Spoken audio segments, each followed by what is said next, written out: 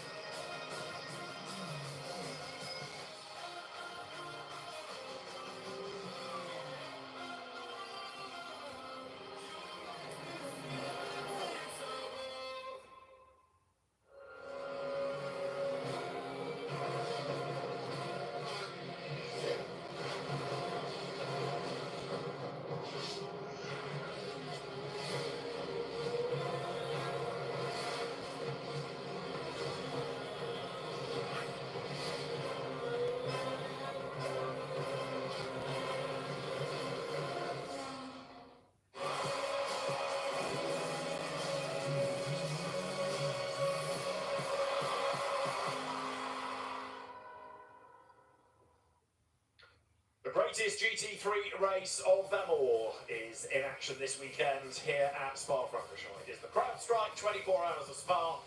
The rain that we had earlier on in the day, and there was a lot of it, has thankfully stopped. The track a little bit damp in places, but after a mixed track surface for free practice, started dry, got really wet towards the end. We're looking forward to an ever-drying circuit for the next hour, which is for pre-qualifying. You can see that the rather ominous leaden clouds are still hovering over the circuit. There, how damp the road is. It's going to be an interesting session, that's for certain. As for many of the drivers, it is another opportunity to get used to a new circuit. For some of the teams, of course, chance to feel their way into another busy weekend. This, the third 24-hour race on the bounce. And not only drivers, but engineers as well, in many cases that have had some very long nights. It's the second GT weekend back-to-back here. British GT, French GT in action last weekend.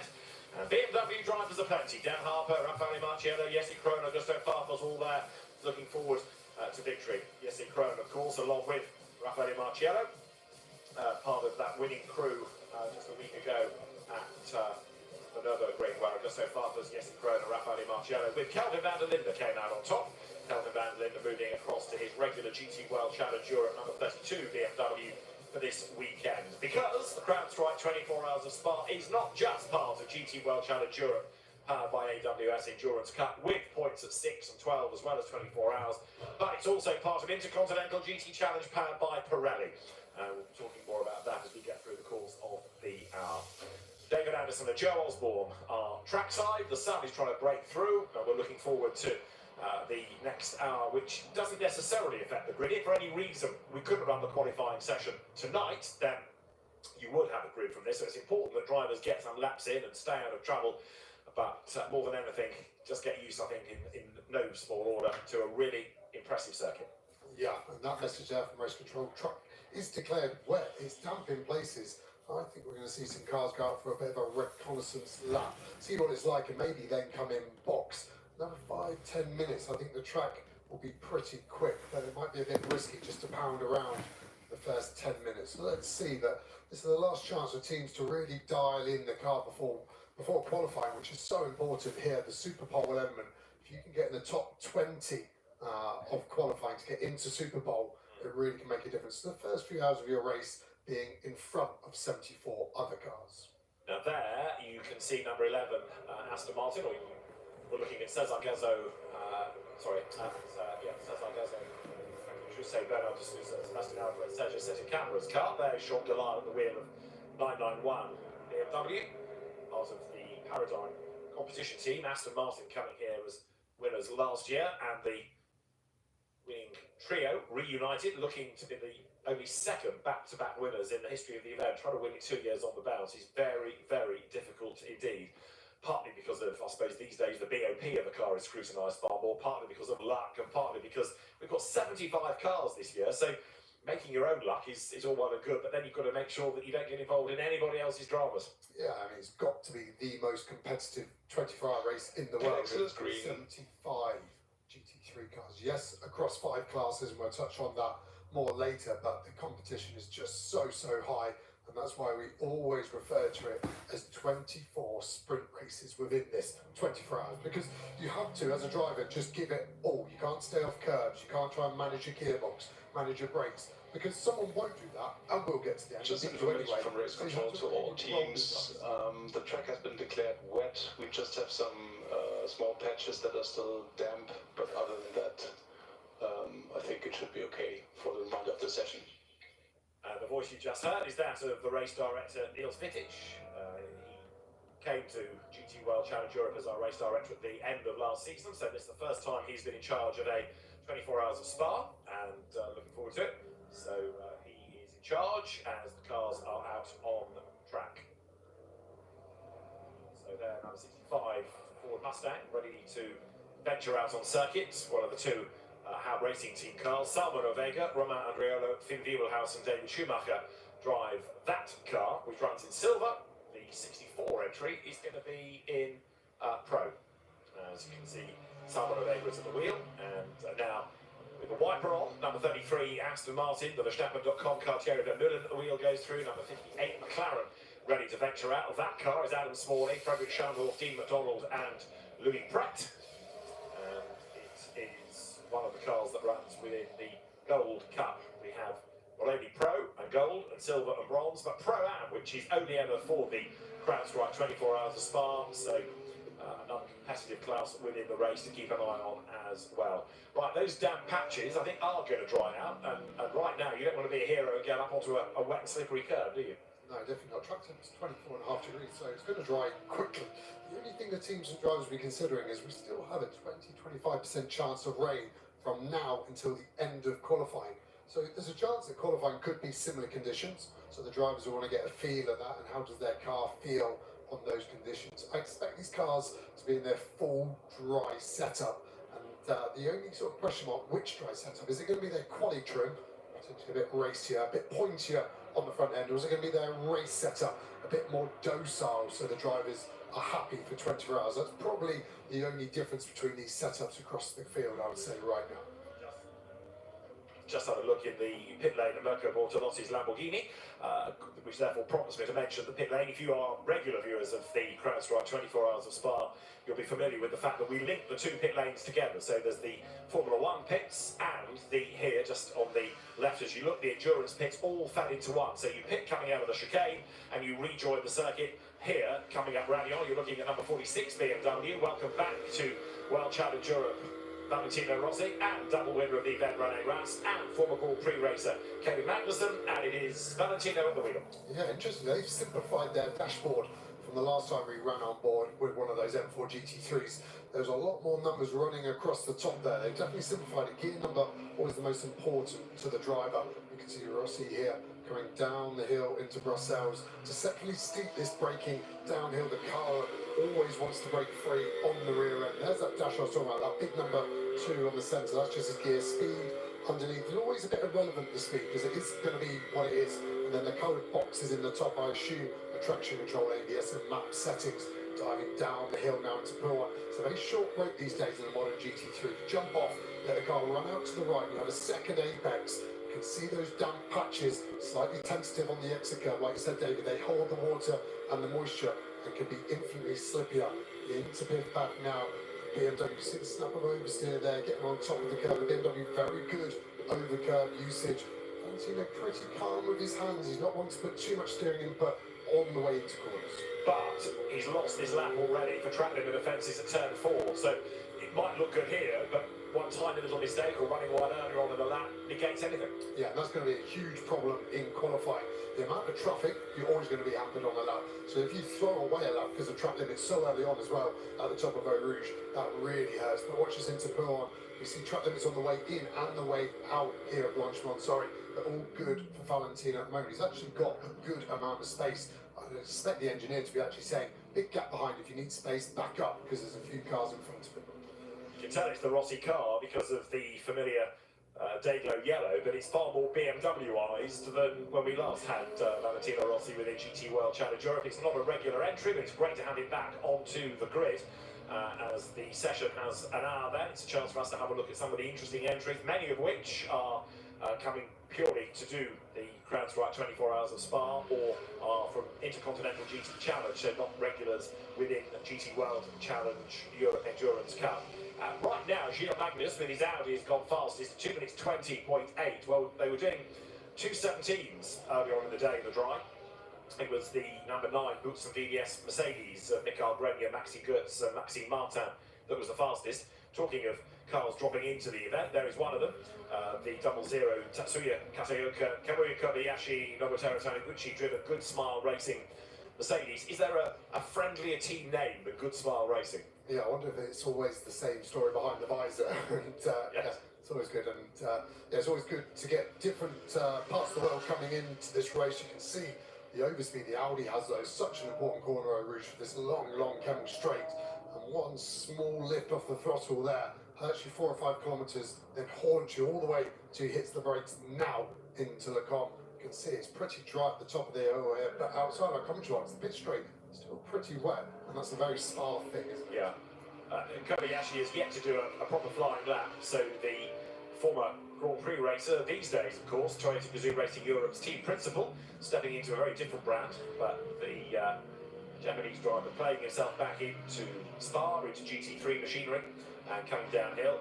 As ever, this is a conversation to be had when we end up at Suzuka for IGTC in September, or Macau for FIA GT World Cup, for example. But there's something about the livery that cars, teams from Asia operate. They're always that bit different from European colour schemes and liveries and designs. Yeah, they're louder, aren't they? They're more expressive. I think the Europeans seem to stick within their box of design, and they put some colours in some pretty similar places, whereas the Asian teams always go wild, especially some of those Macau liveries as well.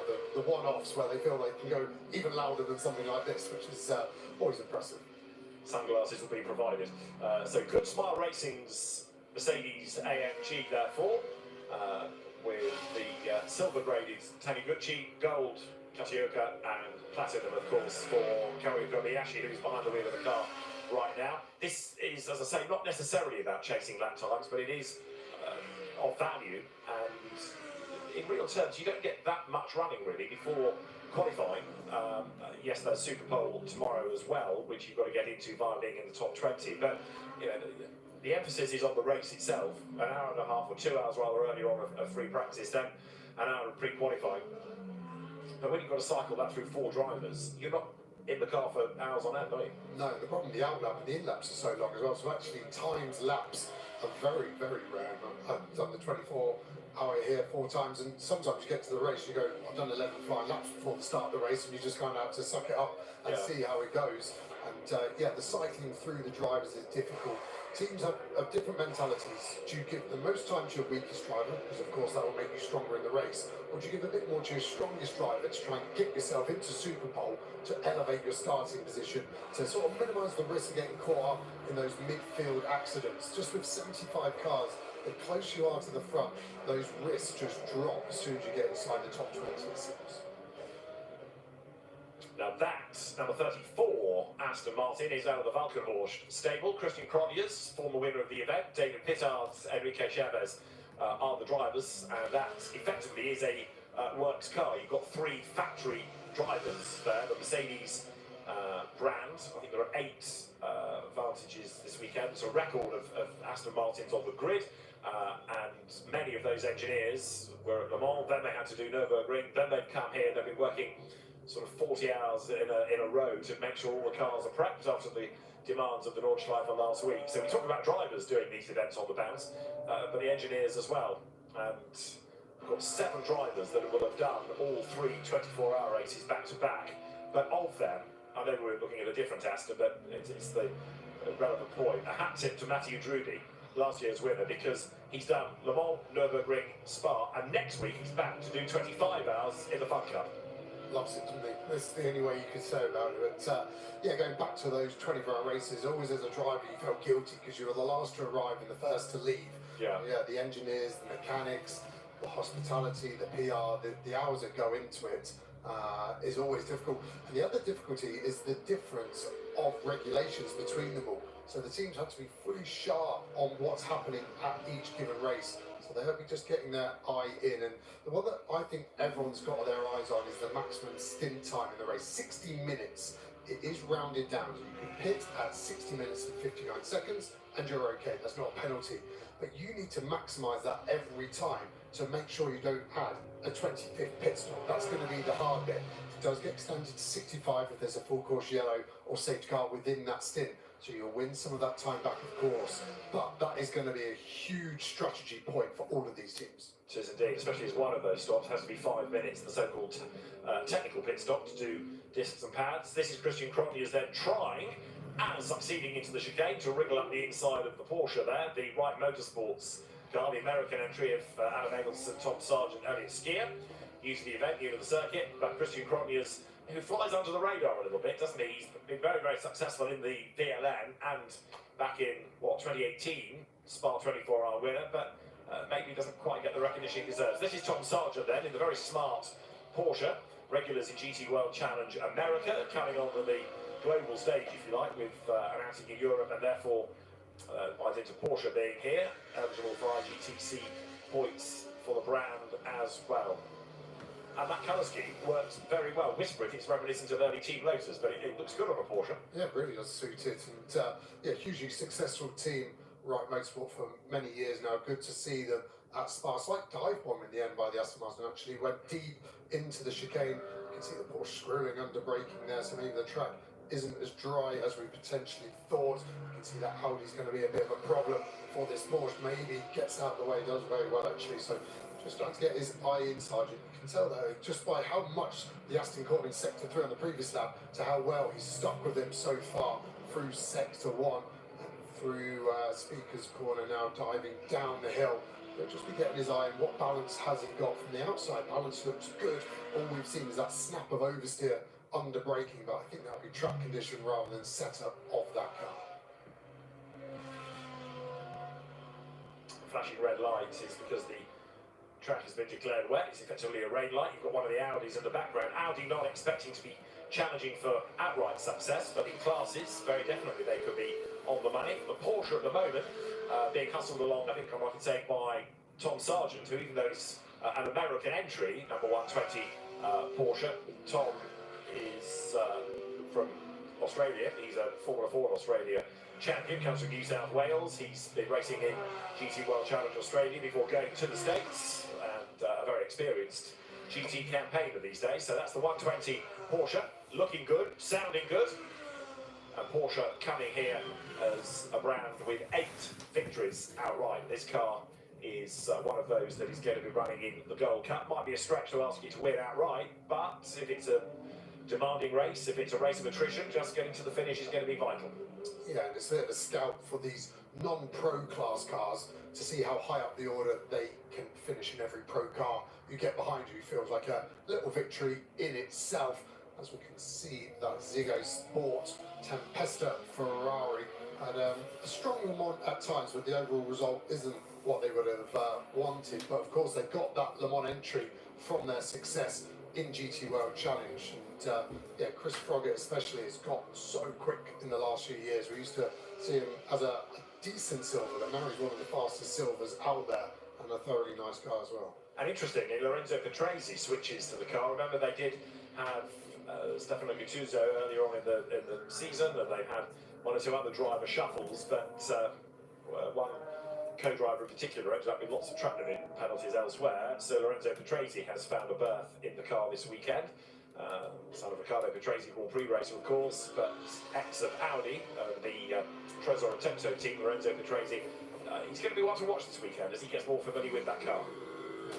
Country onboard is going to be a bit of a fight as it was stationary, but yeah, it'll be interesting to see how Petresi gets on, because he's coming in to a pretty sorted lineup, so he's got to kind of find his place in the food chain. And you would say Chiva is a strong lead driver.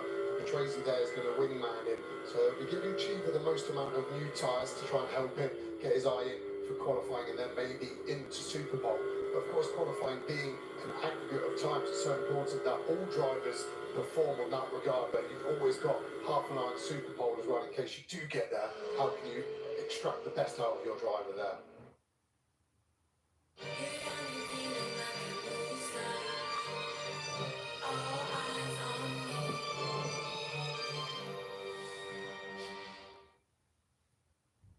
Take a closer look at those eyes, this coat, that energy. Crap. You kidding?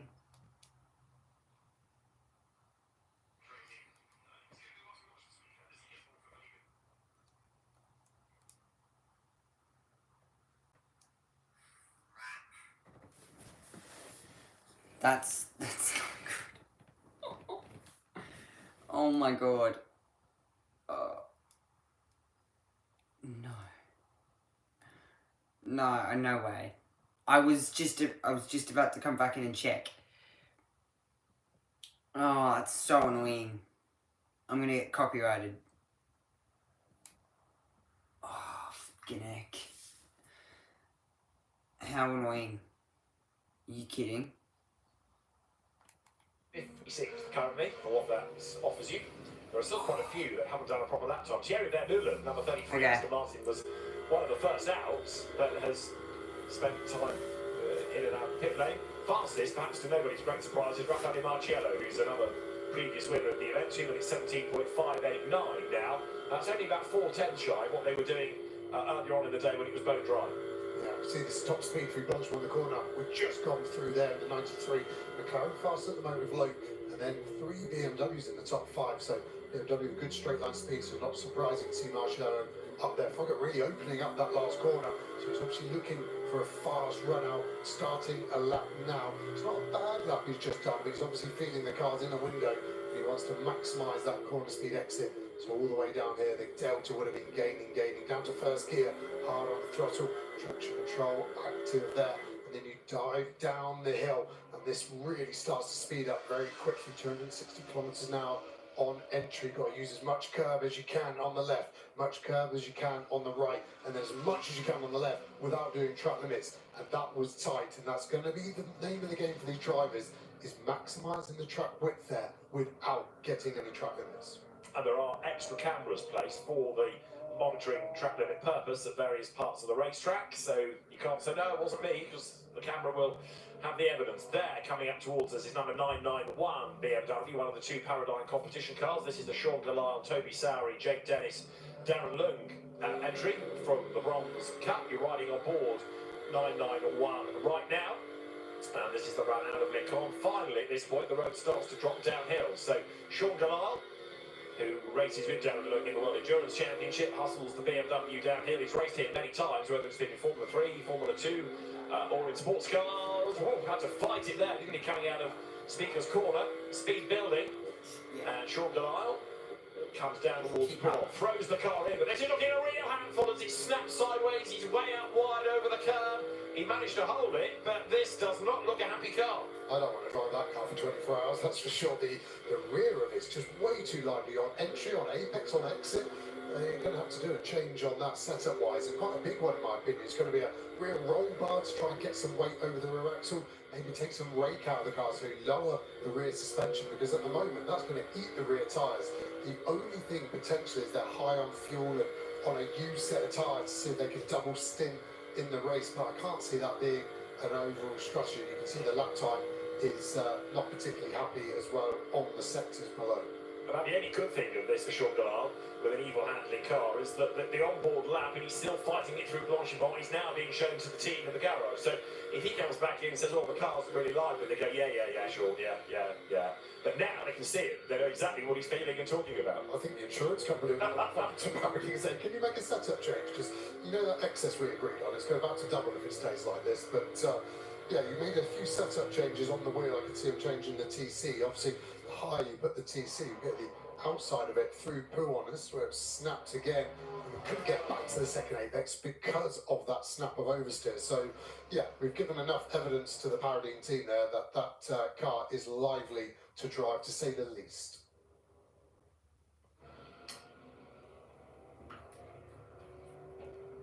So one of the other drivers to keep an eye to this weekend for Ferrari, Arthur Leclerc, Gannon Longy, is in the pits for us with him. Arthur Leclerc, first ever time racing the 24 hours of Spa. How excited are you with this first sessions going on? It's good. I mean, I'm happy. A lot of people coming here as well, so the mood is really great, and yeah, can't wait to start the race. How did the free practice go this morning? Was good. I think there is some small issue that we need to fix in the balance. That's why there is free practice. So yeah, we are testing it at the moment, and hopefully we try to improve the car in a good direction. Any feedback from your teammates regarding the track conditions right now? No, I could see a bit on the TV. It's looking that it's getting drier and drier. Still a bit far from the lap time that we should do. I think the track is quite dry. It's probably everyone the same. So yeah, that's it. Thank you, Arthur. Thanks, Gerald. So, Arthur Leclerc concentrating on his racing, of course, this weekend, but there might be half an eye cast over to Austria, where his brother is busy, and he will be at Silverstone in a week's time. But Ferrari coming here as well as a brand that's won the event in the past. 4 victories have fallen to Ferrari since the 24 Hours of Spa began in 1923, and they were very close to winning last year. If you recall the drama that they found Alessandro Pierguidi coming into the pits to find a broken down car. Hugo Cook's Lamborghini that expired in front of him, and it just turned everything upside down. So you could argue that Ferrari is owed a win after last year. Antonio Fuoco then, having been, as ever, a star in whatever type of car he drives, really, whether it's in the WEC or in GT3 trim, he's always one to watch. And I suspect if this car gets into to Superpole, I should say, tomorrow night, he's going to be another potential for pole position.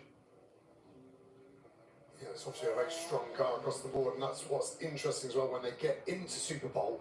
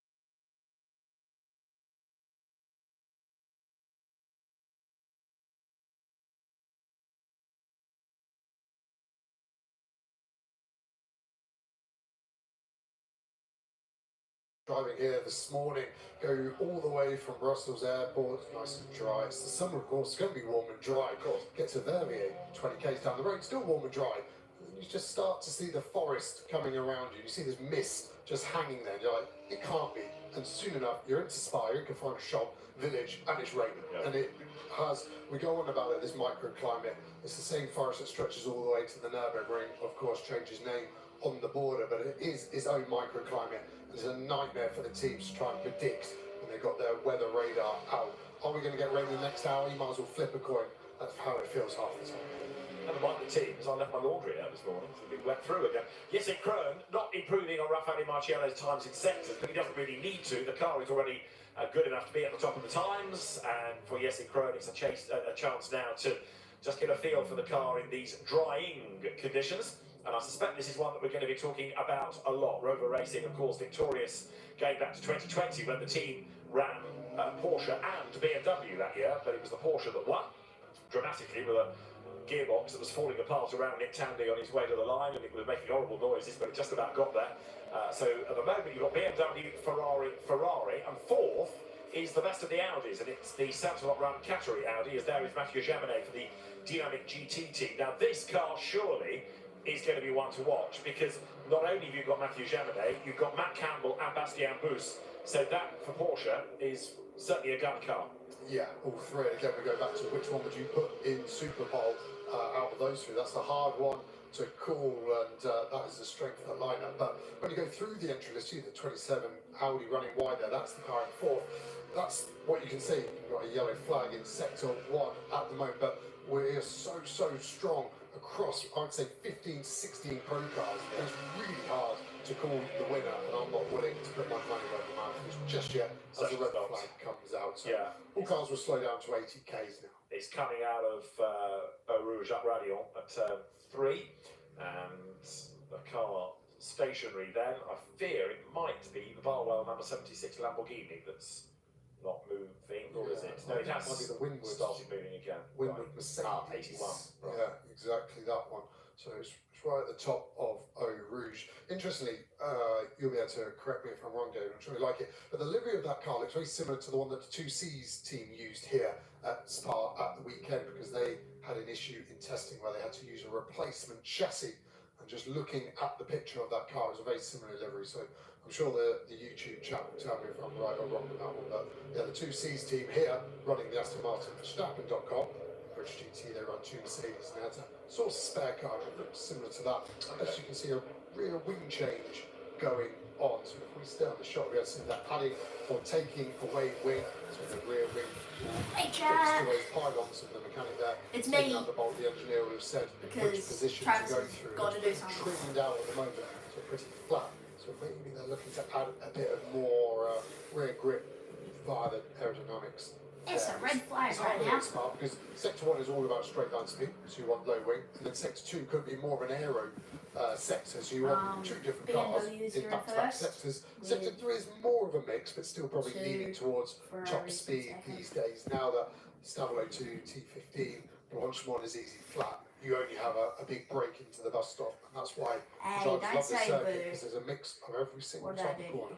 The timing screen relays the information. Car 81 stopped, Do you have T3 that? driver okay. There is Gabriele Piana, and that's a car that's not okay. So Gabriele, who's on double duty, GT3 and GT4, has clearly had a big moment and has found the tyre barrier, and straight away, that is a very damaged car, isn't it? Gabriele Piana, we know he's experienced. He's been a class winner here Spun out in of the a 24 hours of Rouge Spa in the straight past. into He's the... a champion of GT4 racing. He was the silver winner in 2020, but that Mercedes does not look good. No, really doesn't hold for a corner taken off it.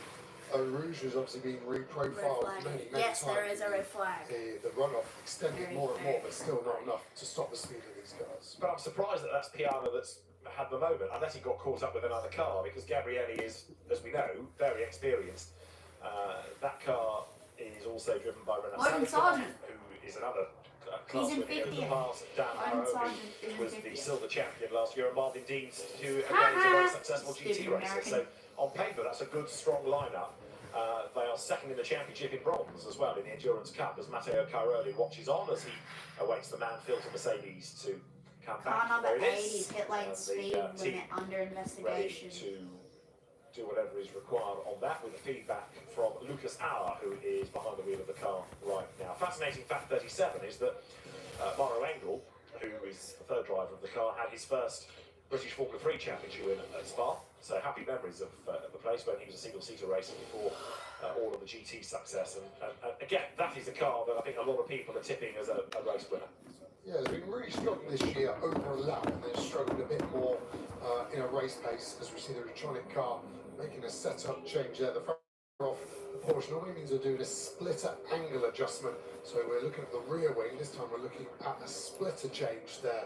And they can change the angle of attack, essentially, of how much front downforce the car's making. But with it being a whole splitter change, it looks like more damage. But they both look equally damaged on the bottom. Those skid marks are quite normal for here. So maybe that one's preset at a new angle, so the mechanics only have to attach 4 bolts on that splitter to the Porsche and it's ready to go. But yeah, the Electronic Porsche team being very well versed in this. Now the clock carries on ticking while we have this red flag. So again, there's a frustration for the teams that they are losing track time right now as that splitter is attached to the car. But the teams, the drivers, wanting the opportunity to be out there. The good news is, though, that 81 Mercedes has been put onto the flatbed. The tyre barrier is being attended to as well. Of course, this is where the GT World Challenge Europe officials work with the local race official team here to coordinate how long it might take or what barrier damage needs doing, who is the best and nearest crew to go and attend to that. Mercedes has obviously hit the barrier and spun around because there's big damage on the front and more on the back as well. Yeah, I'm worried for that car in terms of chassis-wise. The front chassis legs that come from the front bulkhead forward are pretty prone to getting sort of tweaked, and as soon as they're tweaked, that car is done for. And yeah, a chassis changer, they've got a spare one, needs approval as well. As we go into the electronic garage there, Sven Muller put some feedback on the car. And Bryce Smart looked a bit frustrated to start with, then turned to a happy man. So hopefully that's the mood he's in. Go back 3 years, 4 years. Kenny Habul, the Australian driver, had a big off on the other side of Eau Rouge and ended up getting a new car overnight. And even having gone through all of that, still wasn't fit enough to race. Adam Osika was drafted in to replace. They won the class. Adam Osika, who's the man behind the Get Speed team. So it's not the first time we've seen crumpled Mercedes at Radion. Louis Prep ready to go back out in number 58 McLaren in the Garage 59 stable, and half the session has now elapsed, so we are just about at the halfway point now. Yeah, so there's a lot of drivers that haven't sat in the car yet, and that's the Stella Corvette with a new livery on, slightly more striking than its stealth livery had been running up until now. Lachlan Hannafin was in Mercedes at Spa. It was quick, and I was impressed with his pace there, and so were the team. Jules Gounod's got the paintbrush out for a new helmet with a sort of Muttley character painted on the side. Double winner of the event, Jules Gounod, and Lucas Stoltz, Fabian Schiller, the other drivers, but came close to a win at Monza, but for a loose wheel. Yeah, it was gutting for them, wasn't it? They were in the dominant position, and just problem leaving the pits on that stop and the wheel coming loose really robbed them of a result. As you can see, the marshal was hard at work there, and the telehandler just getting the tyre wall back into position. Looks like the conveyor belt was just getting a few new nuts and bolts to fix it up. And so we're probably going to be going back to green in the next 5 minutes. Alex Malikin for Pure Racing. This is another car that's well worth watching because Alex Malikin, who is silver these days, shares with Richard Lietz, Le Mans class winner, and Thomas Preining, who again has a great pedigree in Porsches. As a Carrera Cup Germany champion, as a DTM champion, another very, very fast driver indeed. You're looking there at the conveyor belting being put into place, and of course we can't restart the session until that's done, partly because that's pit exit as well. It's all happening at the very top of Radion, which prompts a question. We might touch on this during the race as well. Your preference, top pits or endurance pits? Top pits. Because? There's a toilet in each car. Yeah, I've done 2 in each actually. The endurance pits are better as a performance driver because your tyres are hotter leaving pit exit, so it's easier to get straight on it.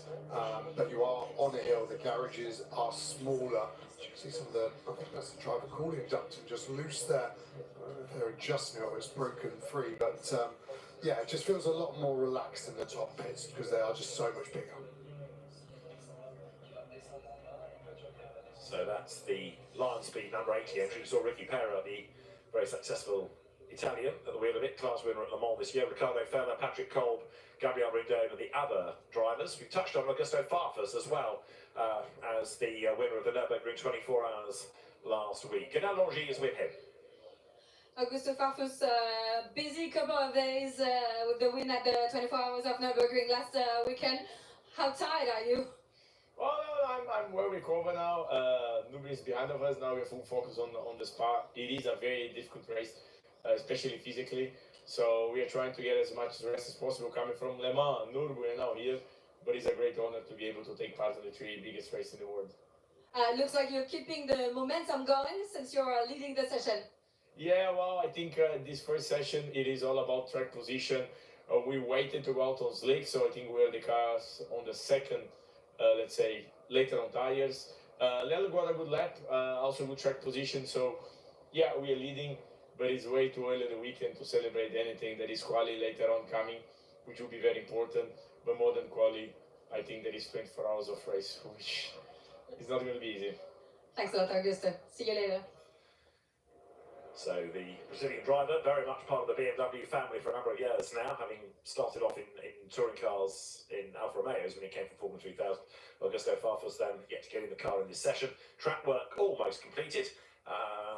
But we're going to have just over 20 minutes, plus, a little bit over 20 minutes when we get back up and running. So there will be a frustration for some of the teams. A run plan taken out of the window here, and then we get the cars back out again this evening at 9:15 local time for the 4 parts of qualifying. Of course, Pro only has 3 drivers, but all the other cars eligible for 4. There's one in the Gold Cup that's only doing it with 3, interestingly, which is the Verstappen.com Racing Harry King, Chris Lowe and Thierry Vermeulen entry.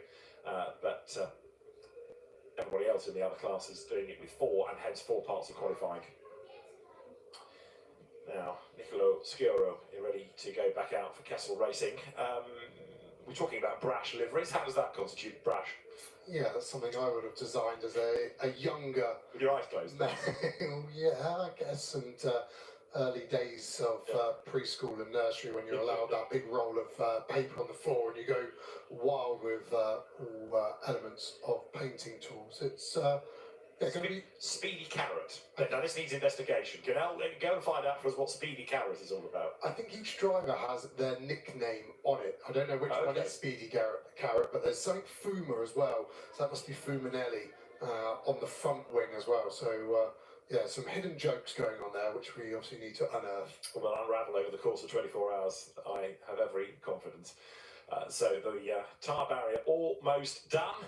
And the telehandler will flee. Let's look down from the drone for a moment and go past BSR and then Barwell and then the Grasser pits, and then you get to Hub Racing Team with the Fords, then up towards Paradigm. That's where they are. I've been looking for them all day.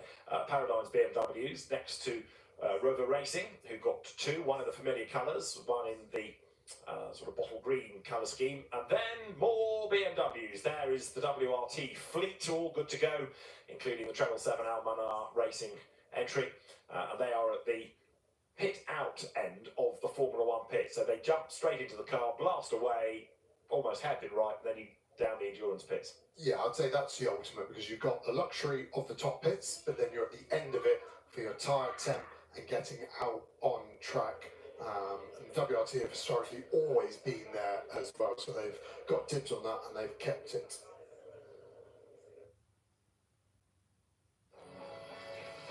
Whatever you're up to, now's good for a deliciously creamy and frothy Nescafe caramel latte.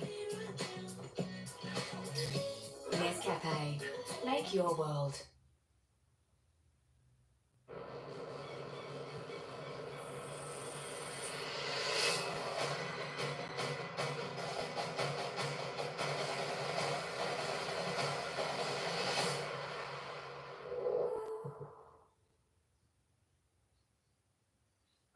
La Roche-Posay Melabee 3 Dark Spot Serum, powered by multi-patented Melasil, are active to fight the appearance of hyperpigmentation.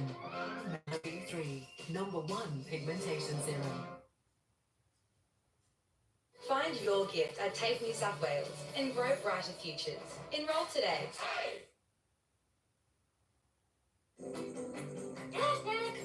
A simple change can pay off with Suncorp Bank. Yes, their regular plays, as you say, familiar setup for them in the pit lane. So more drivers getting themselves ready. Simon Balsani, quick look at another of the Belgian drivers, number 28, Audi, the Haas RT car that he shares with Xavier Knauf, Greg Servet and Stephen Palette. McLaren's here not only in terms of Crowdstrike 24 Hours of Spa, but also 2 McLaren Trophy races, one tomorrow, one Saturday morning. Biggest ever grid as well for McLaren Trophy, so McLaren's featuring quite prominently. And, of course, runners-up in the last endurance race in Europe at Monza. So McLaren perhaps flying under the radar. Here's another of them. Treble 1, the CSA racing car, Arthur Rougier's team that he drives for with Jim Plus, Simon Gachet and James Kell. Again, that's one of the Gold Cup entries. Simon Gachet brought the car in. Yeah, and probably my standout performers of the year, I'd say, that CSA team.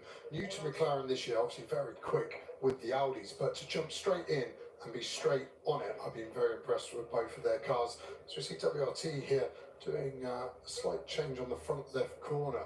You can see a whole new damper on the floor there. So I don't know if they're doing a spring change, and this is the quickest way to do it on the BMW. I can't think of any other reason unless they've got a damper that's gone down, and the telemetry can let them know these days, even with driver feedback. Damper going down is a big problem handling wise. So looks like they've been lucky potentially with this red flag. While they would have been off track, everyone else pounding round, they managed to get that car fixed and looking like it's going to go back out as we look to go back to green as those truck workers scramble clear. They do indeed. I said we were going to be a little over 20 minutes. Well, we're at 22 now, so we can't be far off getting things back underway. Jim Plant having a word. You can see here, it always feels more cramped in the endurance pits, but the pit garages are to requisite standards. Let's go back to Speedy Carrot. Guenel Longy can tell us more about these nicknames, one hopes. Guenel. Nicolo, let's talk a little bit about the car design of your Ferrari number 8. What does this design come from? So the design comes from our friend Marco Bonanomi, which is a Le Mans LMP1 runner-up and podium maker, and he's a very close friend of us, and he's also into this artwork, street art, and he pleased us with some color this year with this funny livery, and we have some very cool details on it. If you look at it closer, we have some details which bring some dynamic into the team, some names, some phrase that it's pretty funny for us, so it's really cool to have this put together and bring some color in the paddock. I just saw the Speedy Carrot name on it. What does it mean? Speedy Carrot is not about myself, but it's about Nico Rossi. It's about the ginger ale. So actually his girlfriend used to call him as a nickname Speedy Carrot, so we brought it into the car. And then we have also the part about Fuma, of course, Fumanelli. And they used to call me Nick the Quick, but you know, it's just something to have a little bit of fun, you know. Thanks a lot, Nicolo. Thank you. Well done, Guenel. I'm impressed by all that. I never knew Marco Bonanomi was a graphic designer as well. Amazing what you learn, isn't it? No, not just a fast driver, then, right? Right. Speedy Carrot, then, for his ginger hair. I hope touring car racer Josh Cook's listening to this. Now, this doesn't look quite so promising for 65 Mustang, does it? That's a lot of bodywork off, and I'm surprised they're still in pit lane, because in pit lane you can only have 4 mechanics touching the car. The amount of work they're doing, I'm surprised they've not gone into their box, but that's because it's pre-qualifying, right? They go into the box, they will get disqualified because they will break parc ferme, as this is a pre-qualifying session that if we lost qualifying. So I think that's the logic there from the Mustang team. Although Jan Martin's Mustang is the fastest going up through Eau Rouge towards Dragon. That's the part of the racetrack, but they're just coming through now. Far reduced speed coming out of the pit lane. People trying to get the warmth back into the tyres. 248 clicks going through there. That's brave stuff. Yeah, it really is. My worry there, if you saw pit exit where the Mercedes and Pian had gone off, all the water that was in the tyre wall was actually now on the pit exit road. Yeah. So these drivers will be leaving. They'll be off the pit limiter way before that. And suddenly going to hit this water just to the left of our shot at the moment. That will definitely liven a few of them up this evening. Had a quick look a moment ago at the Boots and BDS cars, which have gone to a kind of retro Boots and BDS or Mark BDS style livery for early days of what was then the Bon Plan Endurance Series, when it was Mark BDS versus WRT in Audis. WRT now big for BMW. The Wingwood Racing run Mansfield to Mercedes. Door closes. Lucas Al staying behind the wheel, although he's not going anywhere. No, it looks like they're just waiting for a bit of space. So they'll cool the tyres, bolt them on, drop it and go. And at the moment you can see everyone is very eager to get out, and here come the tyres. So that car will be released in roughly 30 seconds, and they've timed that so the leaders that are going into Sector 3 now will still be behind them. Sector 3 taking around 38 seconds. So they'll be looking to get out in front of the first cars on track as you get this great shot from the highest point of the lap here at the end of the Crowdstrike. The exit of Les Combes is a wonderful part of the racetrack because it's the highest point. After that, you start going downhill. Having run around it like again last night, trust me, it's the most wonderful feeling. Finally, you can drop downhill. Then it was very, very hot here yesterday, really humid as well. Today we've had now the sun shining, we've had heavy rain, we've had a typical Spa day. Number 99 there, the Trésor Attempto Audi. That car of Ezekiel Perez Compact, Philippe Denz, Alberto Di Folco and Alex Arca. Alberto Di Folco at the wheel. and Audi last night at the drivers' briefing presentation inducted into the 24 Hours Hall of Fame, along with Pirelli, along with Thierry Tessin, along with Marc Duet. And there was pride on Audi's part to receive the award, but tinged also with a bit of sadness that they weren't here challenging for another outright win, and that Audi Sport Customer Racing isn't the powerhouse that it used to be. And you know, these cars can still deliver. Remember how well Ivan Klimenko went to be second overall at Zandvoort in Sprint Cup, but I know Audi's focused on Formula One and things change in the world, but it does seem sad after so many years of looking at Audi as potential race winners that, okay, they could win classes this weekend, and fair play to the teams, but the world's moved on. Yeah, I'm not sure the world's a better place for it. Not having an Audi in the pro class feels wrong to even say out loud, and we've said it a fair bit this year, but that is the most common GT3 car that's ever been produced, and quite rightly so. Audi customer support was second to none with the product they developed and delivered, but the customer service that they then gave to those teams. And I've raced in Audi for a couple of years, about 10 years ago. They were second to none, and the great thing they did to our sport was raise the game of everyone else. Everyone else had to match Audi, and I think they are one of the main reasons of the success of GT3 was their ethos, but also the money they put into this project. And yeah, it's a shame to see them leave. But they were also really good, customer-friendly cars. They were durable, yes, but they didn't frighten off an Audi. You know, there were some cars that were designed around the Pro, and an Audi got in and really struggled. But the Audi recognised the customer base straight away. Alberto Di Folco, you're looking at, very accomplished Lamborghini racer a decade plus ago, before he came through Italian GT ranks into World Challenge, and this car in the Silver Cup is going to be one to watch, no question about it, as it heads now into Blanchimont. You can still see where the damp patches are, can't you? But Gabriel Piano will tell you all about damp patches, seeing that he got caught out by one at Eau Rouge. Yeah, it's a shame for him, and I just can't see that car being ready for qualifying to the big one. So then straight away, one small potential mistake has meant you're going to start 75th before this Spa 24-hour race. So the guilt he'll be feeling upon his shoulders, I'm sure the team will try and keep him upbeat about that, because they will still be focused on the race, and of course there will be so much action. They'll be able to fight their way through on pure pace and strategy, but that is the worst possible start to your weekend. So Audi drops downhill, Alberto Di Folco at the wheel. Still the fastest car is the number 98 BMW that's ventured back out again after that lengthy stoppage. And with 75 cars on the entry this weekend, it's always going to be a busy racetrack. And one of the pages that we have on timing and scoring is of each car around the circuit, and there is barely a break in the traffic. You know, if you get 6 cars lengths, you're doing well right now. Yeah, and this is one of the cars that's almost got the biggest gap behind it, the 21 Aston Martin. And again, the engineers will be helping the drivers a lot with that positioning. But as soon as you've sort of pulled the pin out of the grenade and you're pushing hard, that's what you've got to do. And at the moment, we see that Kessel 8 car holding up this 21 Aston Martin. Looks like there's 3 or 4 car lengths, but that will just be in the dirty air there for Kobe Powers, as he's trying to get the momentum to get the overtake done. The next real overtaking opportunity into T12, Piff Path, the next right-hander, and after that you really have to wait all the way for the bus stop chicane. And again, this is going to be the story of the race. This is all good race knowledge. If you get stuck behind a Ferrari, what's the dirty air like? That's where the top drivers earn their money. They understand what the dirty air is like from all the cars out there. With 10 different manufacturers, they all produce their own lap time in a different way, and the aerodynamics are of course so key of that. You follow some cars and it's horrible to follow. It actually looks like to me now Powers has backed off and he's looking to get a clear lap on his next flyer.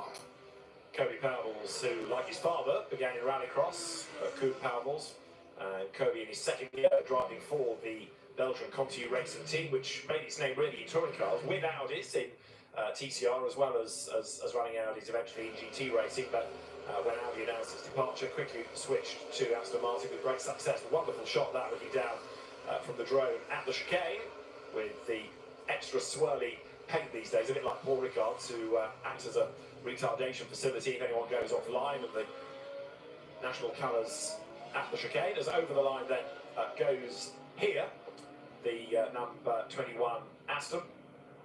So Nico Bart, Jamie Day, Kobe Powers, Xavier Marsden, a huge experience. Xavier Marsden the four drivers of that car. We've got just over 12.5 minutes to go of this pre-qualifying session. The irony of which is, by the time the flag comes out, the road will be in its driest. Yeah, it's best, won't it? And this 21 Comtu Aston has its sister car, the 7 car behind it. Obviously, winner of the race last year, Drudy behind the wheel. So Drudy will be following here, but on the last lap was nearly a second quicker. Of course, Powell's backed off a bit, so some of that will be down to that. But yeah, you can see the teams maybe working together, see if a slipstream can help and maybe do something in qualifying, but I doubt that with the short qualifying sessions we have. In the background, you can see number 27 Audi still fourth in the times. Here, number 4 is George Kurtz, the man behind Crowdstrike, sharing with Ian James, Colin Braun, Nick Katzberg, who's been an outright winner and a double class winner. The car is the Crowdstrike by SPS, entered Mercedes AMG. Looking to see where that car is right now at the time. It's quite a long way down, I fear. Yeah, 71st, so it actually falls off our 2 pages of timing and scoring.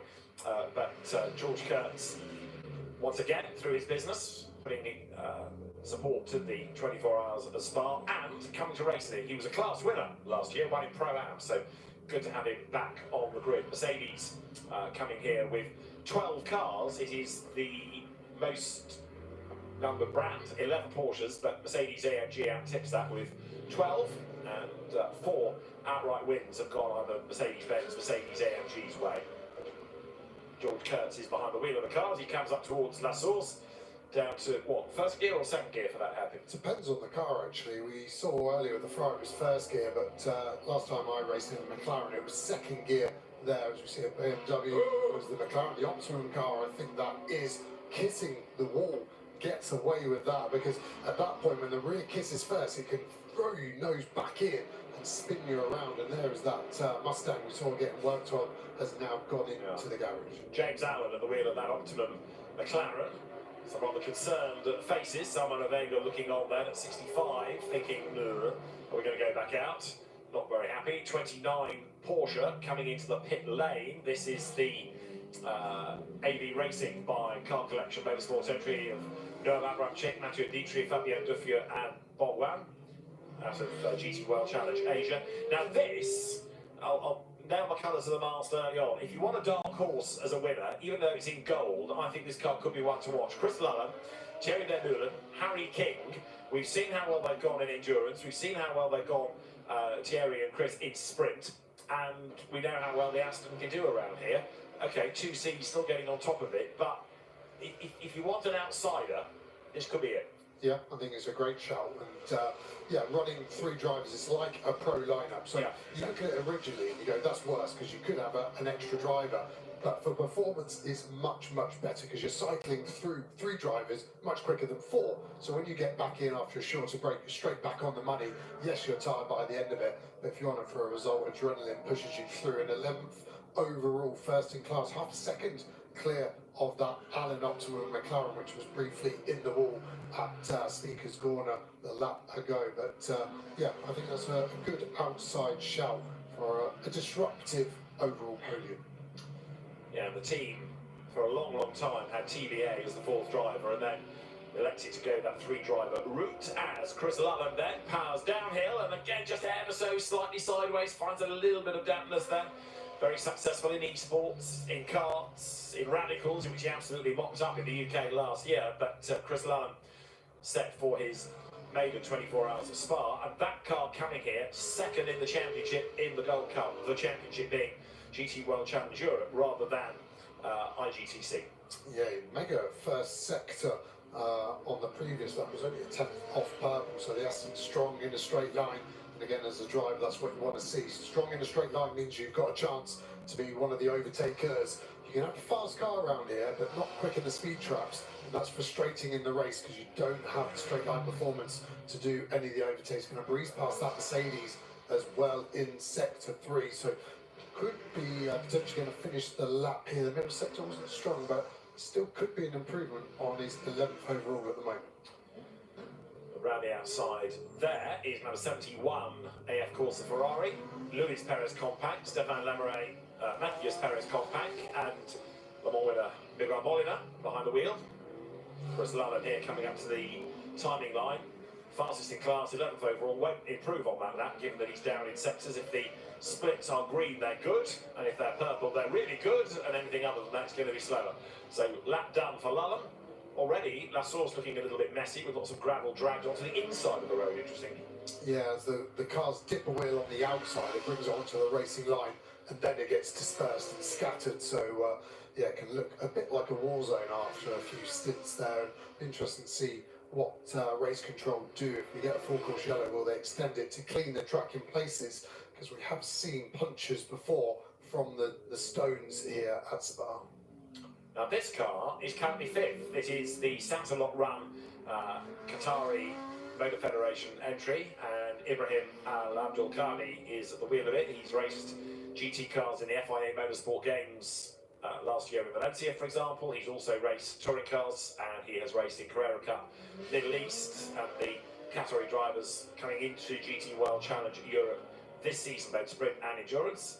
I have to say the car looks fantastic. The maroon and grey colour scheme really does work well. The Qatari colours as downhill led with a good number of fans here on a Thursday evening. Powering uphill now, and the session with just over 6 minutes to go. But again, this car that is running in the Bronze Cup could be there or thereabouts, couldn't it? Especially given Audi's reliability. Yep, that's a very valid point as well, Audi.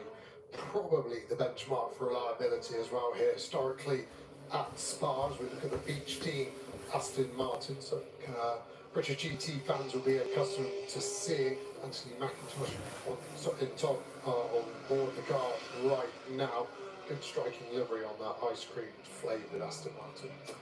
Yeah, Beach Team is Andrew Howard's organisation. Andrew honoured at the SRO Award last year with the Philippe Chariot Award for great spirit towards GT racing, and Tony McIntosh we saw in Asia Le Mans in the winter, but Andrew Howard, British GT champion, ice cream magnate, and dare I say, the oldest driver on the grid. 61 years of age now is Andrew, who came out of mini racing. Tony McIntosh then, another driver familiarising himself with Spa and with the Aston. Comes downhill now then, down towards the so-called Speaker's Corner. Tony, who is bronze graded, you've got factory driver Valentin Asclot, and headphones not just for people, but for dogs as well. It's getting towards ice cream temperature as well now, isn't it, late on in the day, as Tony McIntosh goes through Pouhon, and he's being chased by Marco Mappelli in the BSR run Lamborghini there. So into the last 5 minutes of the session, and a number of the teams hopefully ticking off their to-do list and working through the programme that they've set themselves. Yeah, you talk about the BSR Lambo behind it, right? Well, Lamborghini in the top 20 at the moment, so that will be a slight concern for them. He has got the speed, but that's more the pro am difference. You can see 3 cars running nose to nose. Mercedes behind the Lambo flashing the headlights, but the Aston Martin seems like the grunt there. It's just pulled away. It's actually the Lambo that looks under attack from that pro class Mercedes. And this is going to be how it is in the race. You know, you're going to come across a car that you think is slower, but it takes a while to get by.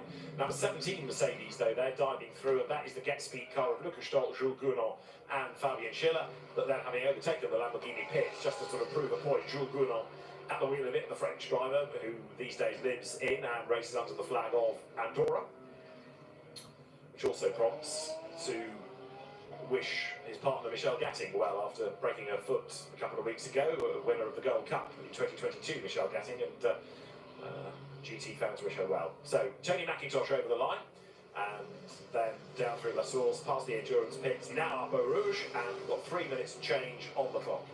Yeah, 2:22 for his last lap. We were seeing the fastest bronzes in the low 20s earlier today, so he'll be looking to find a bit more time if possible. But then look at all of that traffic in front of them. Maxi Gort's one of them in that Mercedes in front. He's on an out lap, so he'll be trying to get up to speed, but that will be a distraction for that Aston Martin. Well, there is the fastest car in the session, the BMW just going through Le Camp. Augusto Farfus now installed behind the wheel of it.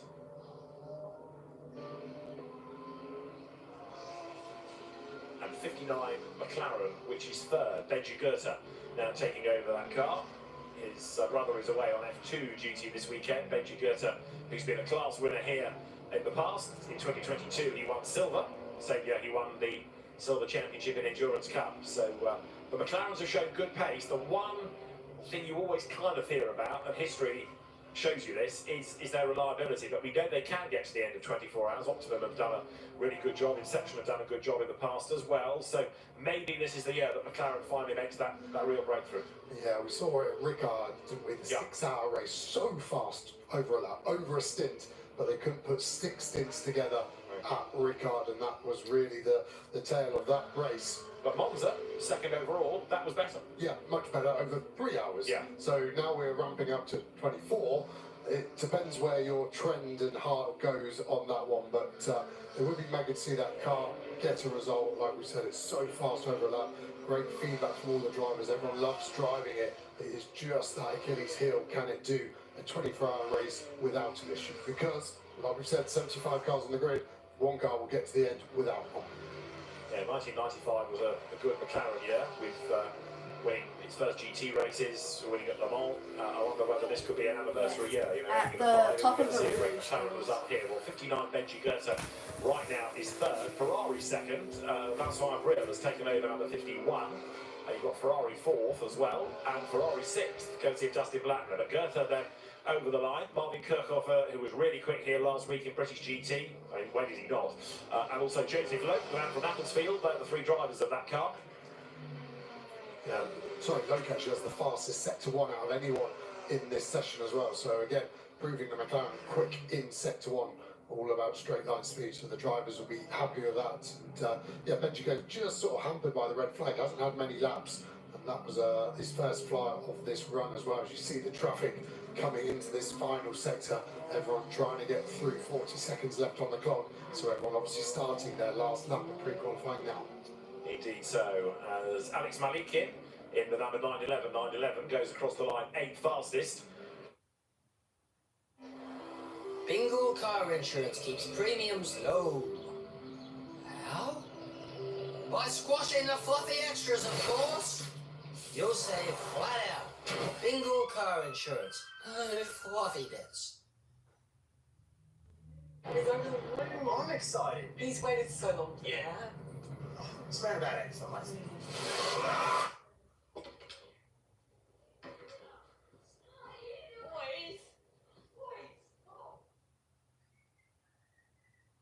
The Rebel sale is on now. Get 25% off Nike and Puma clothing. Shop in store or online. At Coles, activate bonus value to collect 10 times Flybuys points on participating products.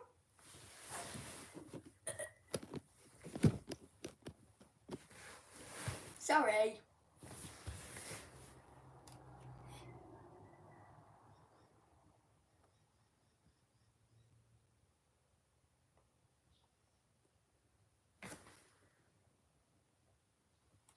There we go. Maybe he's a silver, but he's got Ricard Leeds and Thomas Preining with him. And what Ricard Leeds doesn't know about winning endurance races in Porsche ain't worth knowing. He's the man to have alongside, isn't he? And I think that's why we've seen such strides of performance from Malikin, because he's getting tutored and coached with all the data, all the video. He's able to see that, replicate it, try and copy and paste it out on the track as the checkered flag falls. So the team's now already switching attention to qualifying. Feels strange having qualifying at night, 9:15 local time. It will kick off 4 sessions of qualifying, so it will run for over an hour and 15 minutes in its duration. But now these teams have to get the cars back in. It's a pretty quick turnaround to get these cars into quali trip, fueled, ready and good to go. There, number 23 is the Team RJN McLaren. Bob Neville's team making a very welcome return to the 24 Hours of Spa this year, with Ben Durr joining the team for the first time, Tommy Foster, Reece Barr and Alex Buncombe as the regular trio. And the car has Al Buncombe behind the wheel of it, and it's got rather sort of blocked in by the traffic there. Really crowded house around Alex, 3rd generation Buncombe racer. Yeah, I think what you're seeing here is because some drivers are on their last lap. If they're not going to improve, they're going to box, whereas some drivers can finish the lap, of course, so they're still pushing. You've really got this awkward concertina effect. Interesting to see how dirty it is off track as that Ferrari the Kessel blue and white one there ran wide, kicked up a load of the dust, and that's going to be a theme in the race as well. When you go offline, either to overtake or be overtaken, suddenly the grip levels change, and you've got to deal with that instantly.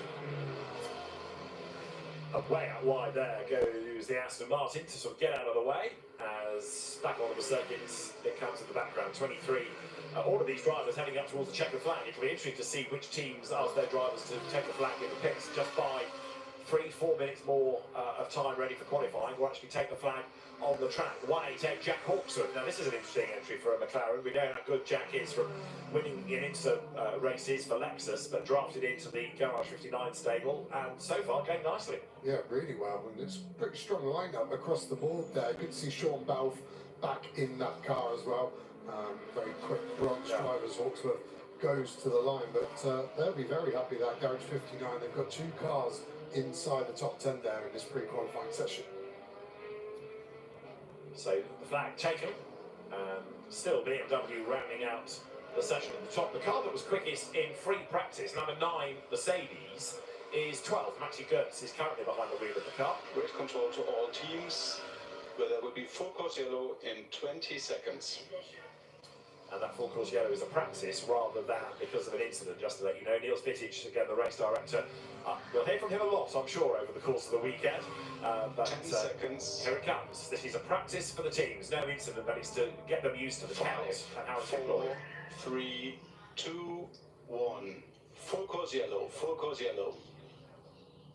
And that information will come up on the in-car marshalling display. The flags are there, the lighting panels around the circuit are there. And so that gives the drivers an opportunity to discover just how it will be deployed and what instructions they will hear and how it will look in the car. Yeah, and all the cars have an automated full course yellow speed limiter, so exactly the same as the pit speed. That holds you at 50 here at Spa, it holds you at 80. The problem is not all the manufacturers' 80 is the same, so you do get behind a car and it's going slightly slower, and of course you can't overtake, so you will see some bunching up. But after a long full course yellow, we go back to a safety car, so that kind of negates that. But on a short full course yellow, it can be detrimental. So all the teams, manufacturers, will be trying to tune their 80 to the same 80 as race control have got for them. So you might see sometimes on the dash 80.6, you go, well, they're speeding, but their 80.6 is actually an SRO 80. So all marginal gains, as this makes me feel very tripped out and about to fall over. So you take over, David. Steady on, he's gone. This is a really weird look at the Ferris wheel that is down in the fan zone where there's the concert stage, loads of bars, Osborne's interest picked up again there, and places to eat and manufacturer activation and Monster Energy here with a big setup. So I'm feeling woozy now. Takes me back to my younger days on a night out. I want to know how physically we do that shot. Move on. At the end of pre-qualifying, BMW topping the times. Augusto Farfus, Jesse Krohn, Raffaele Marciello each doing a stint, but only 21 thousandths of a second quicker than the top Ferrari of Alessio Rivera, Vincent Abril and Alessandro Pierguidi. Joseph Loeb, Marvin Kirchhoff and Benji Dota were further ahead of Alessio Dono, Antonio Fuoco and Alfa Leclerc. The best bronze was fifth of the Qatari trio, with Julian Hansus joining this weekend. The best gold, Van Meulen, Lallerman, King in the Aston Martin, and then we also have the Beachdene Aston Martin that comes out of Pro-Am, fastest in the class, Ross Gunn, Valentin Asclo, Tony McIntosh and Andrew Howard. Where do you find the best of the silvers? Quite a long way down, I think I'm right in saying, because 23rd is number 99 Audi, the Tresor Attempto car of Compact, Deans, DeFalco and Arca. But with 75 cars in the session, but one big casualty, number 81 Mercedes, that has ended up with a lot of damage. And so Gabriele Piana, and I'll say it again, I'm really surprised that it is Piana that had the moment. He's now got to explain himself to the team and the Winwood Racing squad with a lot of work to do now to get that car ready for tomorrow, never mind tonight. I think the chances of seeing the car in qualifying are negligible. Okay, it's only pre-qualifying, which is a kind of free practice session, but there's an awful lot of big names a long way down. Would you have put money on Dries Van Voort, Sheldon van der Linden and Marco Wittmann only being 40th, or Matt Campbell, Bastien Bous and Mathieu Jaminet only being 33rd? At least number 32 is 32nd, so there's some synergy for Hugo de Wilde, the Charles Weerts and Kelvin van der Linden. Further down, the Collards reunited, class winners in 2020. with BJ, Garg and Alamani, 43rd in the times. Valentino Rossi, Rene Rast, Kevin Magnussen 48th, but it's not about times per se, it is about getting the cars right. And it's a BMW bookending order, in fact, because Marcello Tomassoni, Federico Malvestiti, Felice Giannini, and Conor De Filippi BMW for the Ceccato Racing team. That rounds out the order. So BMW top, BMW bottom, and plenty of different brands in the mix. This 75 entry, 15 previous winners, 45 different nationalities represented across the entry as the cars here trickle their way back into the pit lane. Yeah, the other thing to add to that piano is obviously he's in European GT4 as well. And they've got their pre-qualifying session in an hour and 13 minutes from now. So that's double duty's hard enough. And then after having a crash like that, he's got to really get his head back in the game and go for it. And yeah, I can't see that car being ready for quali. You see all the cars actually queuing to get into pit lane, and suddenly the track goes quiet. It does indeed, under this full course yellow in-lap. Right, let's have a look at the highlights then of that session, which began on a damp but drying circuit. BMWs are plenty ready to go on track and try and either chase a time or work through a programme. There you've got the Ferraris sitting ready to go. Drivers clamouring aboard cars, including Valentino Rossi. There was quite a lot of heroics early on as people tried to battle their way to track position. Number 91 Porsche was in the mix in the Bronze Cup, 33 in gold. Chris Love and Thierry Vermeulen at the wheel. Harry King, the third man, but Gabriele Piana, a trip to the Med Centre after a big whack in the wall coming up through Radion. Last year's winners in the 007 Aston Martin, Marco Sorensen, Nicky T and Matthew Drudy reunited once more as we had the Garage 59 McLaren bouncing through the gravel, and Audi's bouncing over the curb, getting a lot of air into the chicane. 59 McLaren third in the end. Benji Goethe doing the gun lap, bringing it home.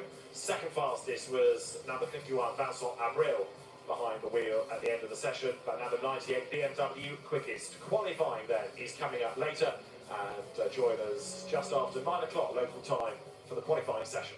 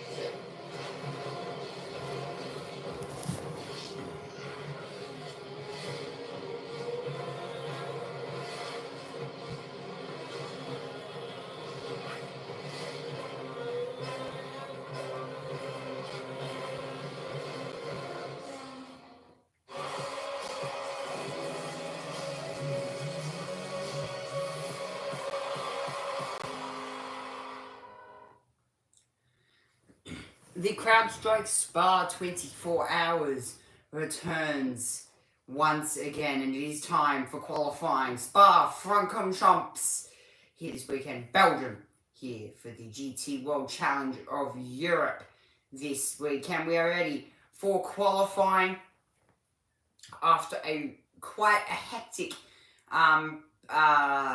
pre-qualifying session just a few moments ago. Track temperature 22.5 degrees, humidity at 72% air. So yeah, it's quite chilly out there running at about 25 degrees at the moment. But we've now got a qualifying session on our hands here for the one and only Crowdstrike Spa. 24 hours after quite a hectic pre-qualifying session, it was a matter of rushing, trying to not get copyrighted with ads and all that sort of stuff, because of course I wasn't here for that session, so and I was listening in through the world feed, so quite a hectic session indeed there for me. But apart from that, we're about to go qualifying for GT World Challenge Europe. So for this one, it is going to be split into 3 qualifying parts here, and I'm going to guess there's going to be 2 lots of 20 cars eliminated in this qualifying session. It's going to be quite important that you put a lap time down early here, and try not to send it into a wall, which we saw a lot of drivers do in pre-qualifying a little bit earlier on today. But quite a big stream, going to be nearly 3.5 hours, because, you know, I decided to just do 2 in a row. Kelvin van der Linde, this is the BMW, the Skechers 32 BMW, the 32 BMW there. Getting ready, there is Kelvin van der Linde, getting himself ready for this qualifying session that is going to get underway in a few moments' time. I'm going to hand it now up to the world feed to get their thoughts here on the following qualifying session. We're not always going faster. I think it's going to be in the 14s, it's going to be where the money's at, which is a huge evolution from those 17s. Track temp coming down, but slowly. It's only come down 2.5 degrees. It's 22.5. The air temp still feels warm. It feels muggy, doesn't it? It's 20 degrees, but it feels warmer than that with the humidity. So we're not on for bonanza quality times this evening.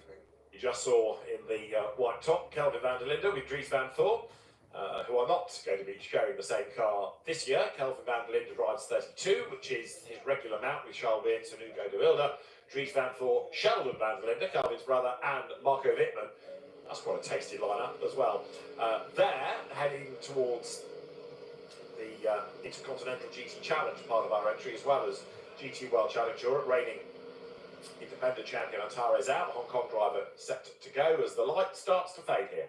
Yeah, we see the festival area just behind Eau Rouge there. The concert as a driver was always an annoyance when you're a motorhome trying to get some sleep, apart from one year I retired early here and ended up in the concert by mistake with a few drinks, and it really changes the atmosphere at Spa. But it is obviously... You weren't performing, were you? No, well, not that people knew of. I was in my mind, but it changes it from just a race to a whole festival feeling. It's absolutely insane. If you ever get the chance to come here, you've got to do it.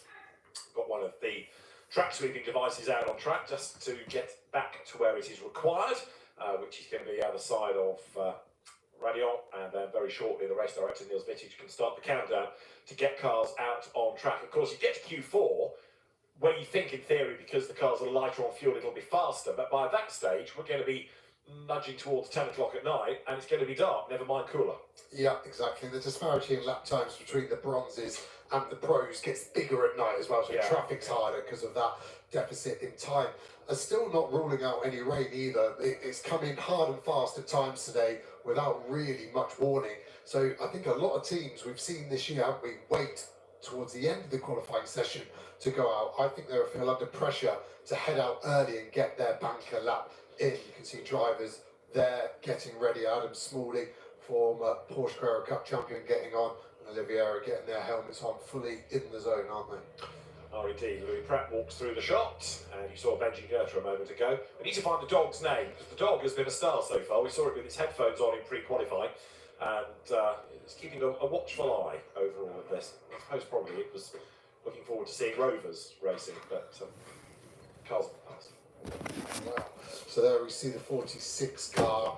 It's been strong at times when it's been in the championship full time. Rossi obviously not in the championship full time this year, so it's a big ask to just jump back in. Yes, he's used to the car, but different tyres from what he's used to racing in the World Endurance Championship. So the Michelin there to Pirelli here and the new Pirelli DHG. Getting lots of plaudits from all the drivers, which is really rare. Normally when a new tyre is brought out, all you hear is negatives. Actually, there's only positives. And the same is going for the new wet tyre as well. The new wet tyre, some teams claiming up to 3 seconds a lap faster than the old wet tyre. There is Benji Goth and Marvin Kirchhoffer, fresh out of British GT here last weekend, where he got the fastest lap in the race. So those Garage 59 McLaren's quick here is actually in the Optimum car that he'll be racing against this weekend. But that happens with lots of drivers on double duty, even triple duty, over the last 3 weekends. Yeah, Marvin Kirchhoff, when he was in a Mercedes AMG, a class winner here, going back a number of years. The Garage 59 fleet of McLarens, good to go. There are other McLarens, of course, from Optimum, and also from the French CSA racing team, Arthur Rougier squad, that has done a really good job with those cars already this season. The CSA cars will be ones to watch. Fans, young and old, dotted around the hillside here in the Ardennes Forest.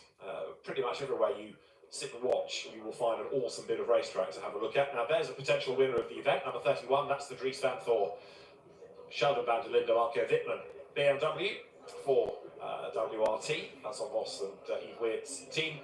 And that will not be out in Q1 because the pro cars with 3 drivers missed the first session, but they have to be presented, they have to be on the pit apron. The old iconic control tower, these days for hospitality purposes, but that used to be the race control tower overlooking the so-called endurance pits.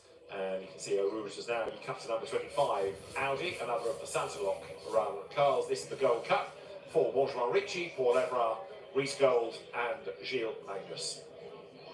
Yeah, the Audi was looking strong earlier, wasn't it? It was the sister Santa-Lock car, the Qatari car, which hasn't been at the sharp end so much this year, but that was 4th overall in pre-quali. So maybe these Audis, since we look at the other team right at the front end with their Audis, the Trezor, a temp-tone car, and we're seeing some strong performances this year. I have to say, Compact now joining that team has really upped his game. He's been super strong at times this season. He has indeed, and I think part of that is that he can be a racing driver, rather than having to be a racing driver and a team owner, and having the stress of running a team and all the logistics and the funding that goes with it. Here, he can just go back to being a driver. And we've got lots of the Perez Compact family here as well, because you'll find 2 other members of the squad in a Ferrari further in the entry list.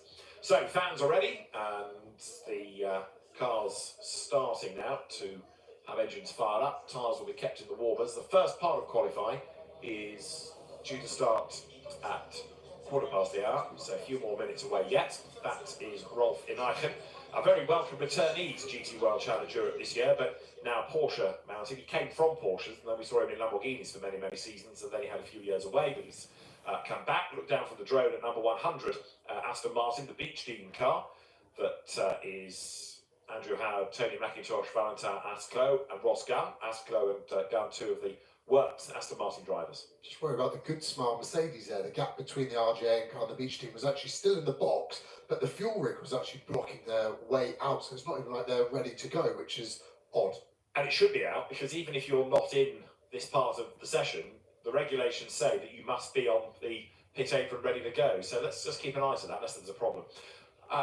Now, in the pit lane is Alex Legui, and she has managed to find Raffaele Marciello, winner last week of the Nürburgring 24 Hours. Let's hear from them both before we get into business. Oh god, the ads. The ads have got me again. I nearly, but it's so long though, why can't you just do it? It's so long, but it's 24 hours. It's 24... Whooplol, you don't understand. It's 24 hours. It's quite a long time. I'm waiting for these ads to finish. It's amazing. The ads are amazing. Hello, Nick. How are you?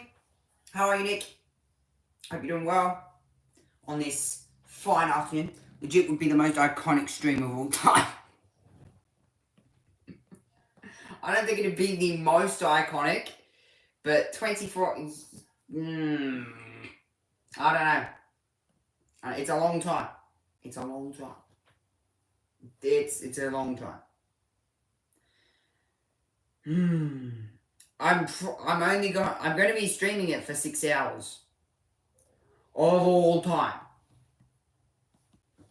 I think you're getting a bit, you know, I want to do it. Let's take it down here and chat with one of the BMW drivers. But this is your first one with BMW. Not a very bad start. Talk us through it. How's this car feeling, and is it the package that you can put together to get victory here this weekend? I mean, at 10, we know it's a 24-hour race, so the starting position doesn't. I mean, we don't care a lot about the starting position actually, but for sure it will be important to start in top 10. I mean, just to be, let's say, safe at the start. But at the end, even if you are further back, it's not an issue. We have to focus more in our race car pace and yeah, I mean, try to avoid any penalties, be safe. I mean, all the story as everyone drivers say. Yeah, but you know, and talk to me about the package that you guys have got here. Does this suit? You know, is this going to be a good one for the BMW? I mean, BMW has I don't know how many victories here, like 25 or 26, so many victories. So it's for sure one of the best cars to be in. Ferrari is also one of the best team in Spa. They won in 23 with Porsche. Also, they won many times. So I mean, we have a good package. The drivers are strong, so we work well together. Even between the sister car, we help each other. So we have all the ingredients, but many cars are the same. So yeah. Best way to start though. Muchas gracias. Thank you. Muchas gracias indeed. The BMW driver there making his 12 AM in America currently. Oh my god. Oh my god. That's late. That is very late. I'm also a girl, by the way. Oh my god.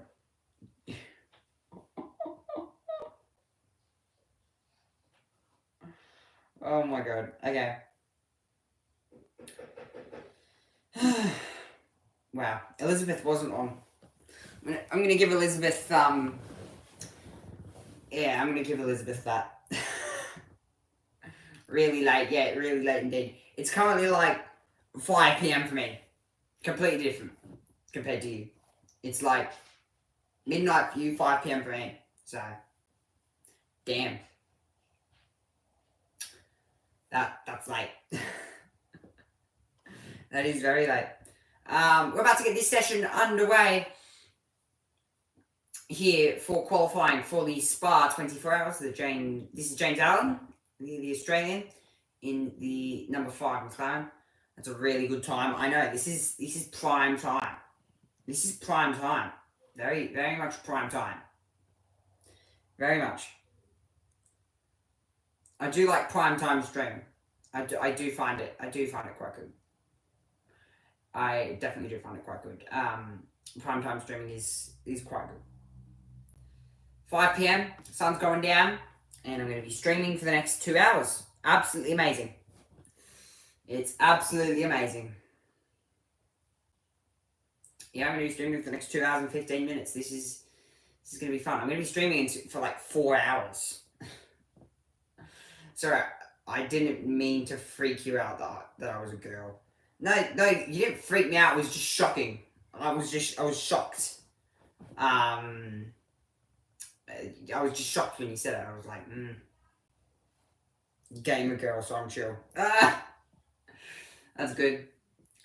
Qualifying one, I'm about to get underway. Do you know the Spa 24 hours? Do you know much about it? Here, so Q1, about to get underway. 15 minutes. There's 4 parts to qualifying here. So if you can get into that Super Pole section, which is 20 cars, and of course Super Pole,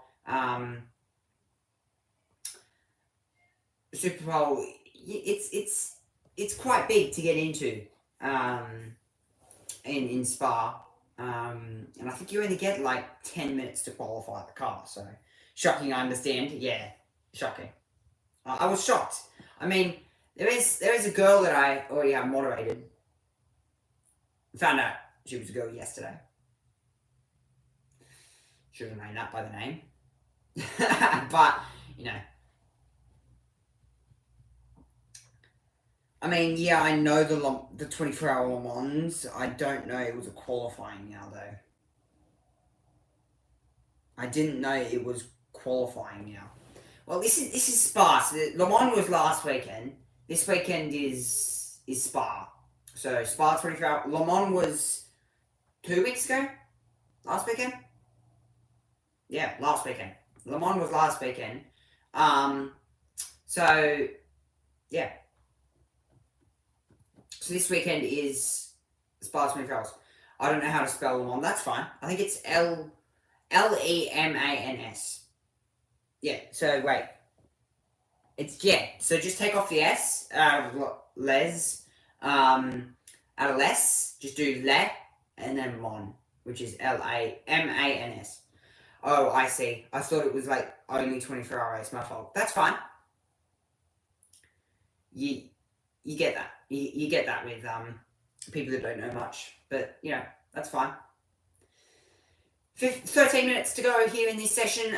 It's going to be important here to get track position in this session because many parts to qualifying, and you can easily get a lap stuffed up around here. Quite simply get a lap stuffed up around this circuit, and if you do, it's not a good feeling. Definitely not a good feeling. To get a lap stuffed up around here. This is the number 97 Lamborghini we're on board with at the moment. This is Lucas R. as he runs down into turn 1 and makes his way now up towards Arouge. That Arouge and Radion. Making his long run up. The tight left and right. It's as you actually hit Arouge and Radion, it's nearly 200. It's on dot of 200 kilometers an hour as you run up Arouge and up Radion. Here, 5th gear as he runs 240 kilometers an hour as you hit turn 3. Here, hit turn 3 and braking down to 3rd gear. Keep enough roll into the car. 3rd gear, oh, and that is the Aston Martin off the road down there at turn 3. So there might be a problem there. 3rd gear, getting the power down. And this is heading into turn 6. 2nd gear, 90 kilometers an hour. That's actually turn 1. So what a strange spot to go off. Turn 1. And it won't be the last time that we see a car caught out there. This is a real test. The Crowdstrike Racing Lamborghini. 4th gear, 160 kilometers an hour. Here, this is the number 97. Who you're a fan of? What engine? Personally, I like Renault and Mercedes is strong. Yeah, to be honest, I'm probably this weekend. It's tight. I reckon I'd probably go for some BMWs this weekend. And yeah, definitely Renault would be a good engine to go for. Definitely a good powertrain to run off. But yeah, I don't mind it. There's a bit of rain actually on the windscreen here, so a bit of rain coming into play here in qualifying, and quite shocking. Here, Beamer, yes, indeed.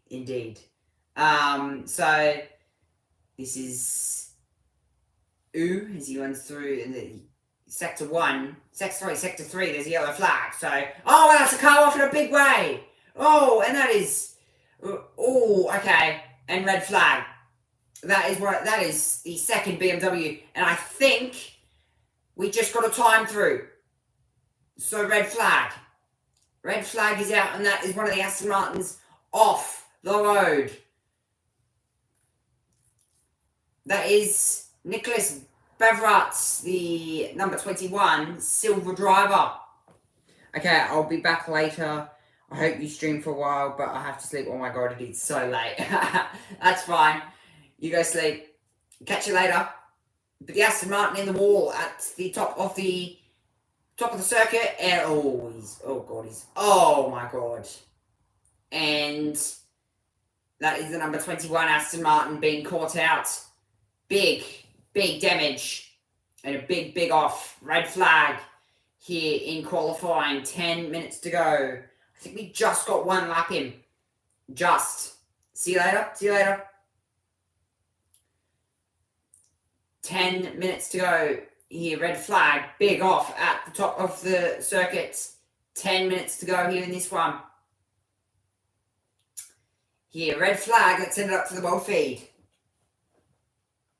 Like a slick tyre in its construction, it's got more surface area, so it can operate in a drier window than the old wet tyre. So I think where we used to see 12 seconds as the magic number of it had to be slower on slicks to go to wets. I mean, look at that, it looks biblical, doesn't it? That's proper rain. Welcome to Spa.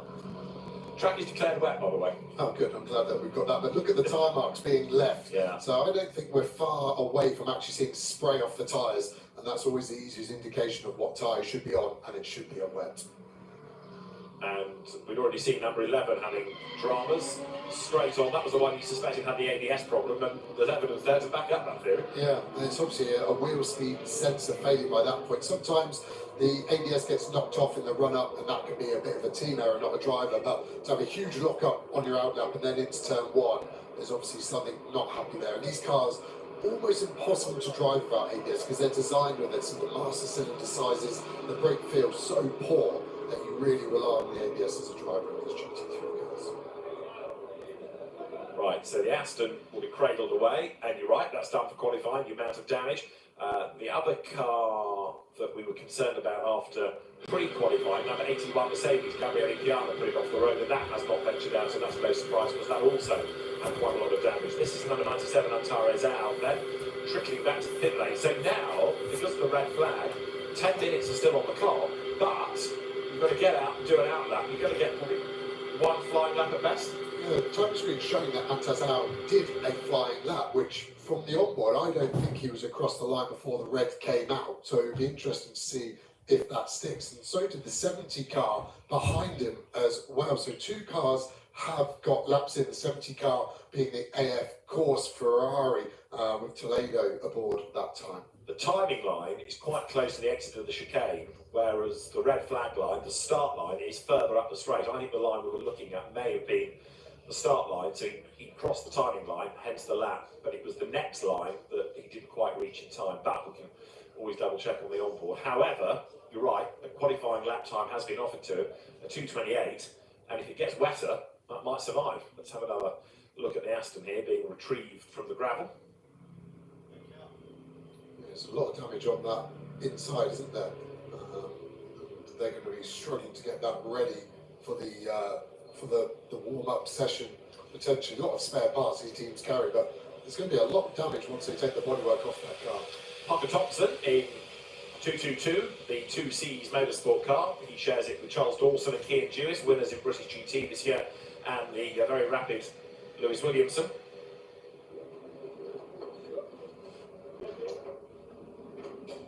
Yeah, just when you look through the entry list, I think this has got to be one of the strongest Spas ever for driver lineups. But, if you're listening to us now and you want to see the lineups, the GT World Challenge website is phenomenal. There's a huge amount of resource on there. There's a notice board area that everyone can go on and you can just download it. If you want to read the race director's briefing notes, knock yourself out. I struggled myself when I was racing, let alone not racing. But there's a huge amount of interest there, and you can add a huge amount of fact to your knowledge of GT racing. So we see this Aston just snap so quickly. Yeah, I can't believe how hard it went in the wall and looks absolutely A-OK this side. But yeah, water on painted curbs, never a recipe for fun. Right, so 10 minutes will be on the clock. Antares had crossed the timing line. It was the red flag line, the control line that he was, the start line he was getting to. So the lap time, 2:28.2. But if the rain keeps on falling, then that's going to be hard to beat, even if it was only a relatively gentle lap. So now again, you can see teams eager to get the cars out as soon as, and all of this knocking everything back into the evening, and therefore perhaps knocking it further back into more bad weather. Yeah, that's the problem, isn't it? And as the humidity starts to fall, maybe it'll stop raining, but at the moment it's persisting down. You can see proper sparse synopsis of weather there, isn't it? We've got rain on the track, sun that looks like it's going to end the world in the background, coming through that gloomy cloud. Look at the rain in this slow-mo through the bus stop chicane. The Lamborghini there illuminating these lights so bright these days. Huge snap of oversteer, look at that. those slick tyres, not giving much grip at all there in the 19 Grasser GRT car. Dante Raponge being the drift king. It looked quite peaceful on that shot, but such is the nature of Spa. And of course, you never know what it's going to do in the race. Last night, Pirelli was inducted as an organisation into the Hall of Fame that the Spa 24 Hours now has. And I did ask the question to try and give the teams a bit of a hint. Did you bring any wet tyres with you? And they said, oh yeah, no, we have brought some. This is Spa after all. But whether it's going to have to be a wet race, time will tell. Gustav Bergstrom for TWRT set to go. Yeah, and obviously the wet tyres are unlimited when we're talking about the allocation of 30. For safety reasons, it's not right for Pirelli to say this is how many sets you're allowed in the wet. You can have unlimited. So take some stress off the teams potentially. Just thinking out loud, like if you weren't sure on the tyre, just bolt a set of wets on and have a look, because it's not coming out of the allocation. But with only 10 minutes remaining, by the time we've done an out lap and maybe a push to see, by the time you box, you're only going to have time for a flyer, possibly two. So you've got to leave on the right tyre now with 10 minutes remaining. Right now, teams just want a lap. It doesn't have to be stellar, it just has to be a lap, doesn't it? There you can see what's left of ComTU with the Astons getting themselves ready for the restart of the session. The Marshals dodging the rain, and there is a decidedly broken Aston. That's the bad side of it. That will make its way round the back into the paddock. Track sweeper is there, and hopefully it won't be long once the gravel is off the road that we can get the session back underway. Niels Vitic, the race director, will be eager to get the session started as soon as possible. But right now, Tara's in the pound seats. He's got a lap time. Yeah, some teams fitting tyres, I assume they're the wets that are less sensitive to what temperature are operating on. And they're putting them on now, waiting for the fast lane signal to be open, because they will want to get to the front of the queue, I'm sure. Been a disastrous session for ComTU so far, hasn't it? Our winners last year in the 007 car, 2 cars out of 4 with issues. Absolutely right. So, we will have the session back underway in a moment or two. Before that, let's hear from the returning Jake Dennis from Paradigm Competition with Alex. A quick chat with Jake. Right, first of all, talked about how the car is faring. Not that you've had an awful lot of track time right now during this session. Maybe it's not been too bad. Generally feels good to be back. Obviously in the BMW M4, I don't drive this thing too much anymore, but yeah, I think I've had 3 or 4 push laps over the weekend, and yeah, generally feeling quite good. Obviously the conditions right now are a little bit mixed, so I'm glad I'm not in it right now. I think hopefully it'll dry out for my session, but yeah, we just need to keep it clean, try and get 4 clean runs in, and just start this race tomorrow. Yeah, so for the layman out there, just how tricky is it when you have a session like this, you don't even manage to get 1 flying lap in and the rain comes down? Yeah, it's tough, you know. I think 2 cars obviously got a couple of push laps in, which is good for them. But ultimately for us, yeah, we're obviously on the later side of going. We didn't quite get a lap in, but it has stopped raining now, so hopefully we can just have a clean session, get some slicks back on it, and see where we're at. But yeah, it's Spa, it rains, and very much looking forward to a nice dry race because the weather should be good then. Thank you. So Jake Dennis for Darren Lund's Paradigm Competition team, operated by Simon Traves, who we've seen not only running successful teams, but also racing in Bristol Formula 1 stock cars with great success. A very versatile chap coming out of his base up near Skegness. Right, the fans have arrived in numbers after work and after school, haven't they? And a very busy grandstand it is, as they are looking out over the circuit, ready for the resumption of qualifying, which can't be far off, can it, looking at this, because the gravel trap is clear. The session is going to restart in just over a minute and a quarter's time, so we're not far away. That means that before we get back into qualifying, Guérin Longy is in the pits. Time to hear things in French. Michel Barth, team principal of the ComTU team, father of Nicolas Barth, who just went off with the